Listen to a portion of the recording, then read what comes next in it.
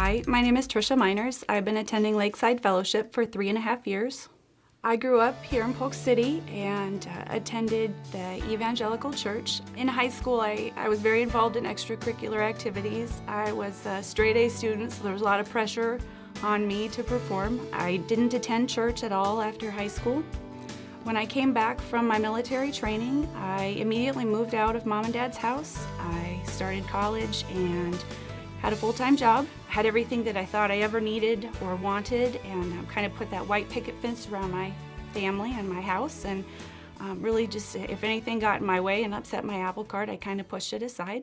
On November 17th, 2003, I lost my dad to cancer at the age of 57. I was very much a dad's girl, had a very good relationship with my dad, and so that was very devastating to me. 5 days later, on November 22nd, I lost my grandfather. That started what would have been a 7-year spiral downward in my life. I felt like God had done me wrong. He didn't even answer a thing that I asked for, and I'm thinking about where was that God when I needed him. I thought he wasn't there.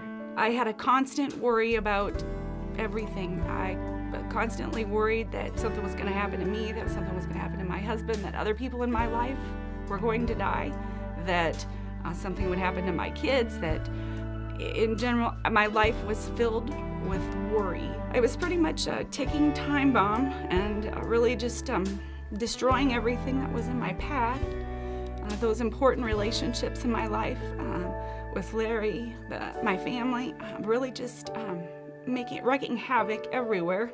We decided that we needed to do something or our marriage was going to fall apart, and it was really going to have an impact on the kids. So we attended Lakeside, and that first Sunday we were there, people were so welcoming.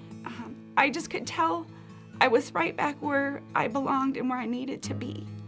I remember listening to the sermon that day and hearing so much talk about the cross.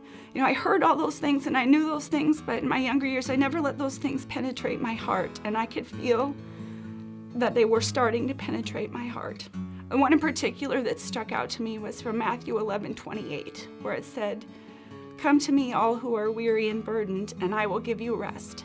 And I knew that's what I needed after that 10-year cycle that I had been on. I knew that was what I needed.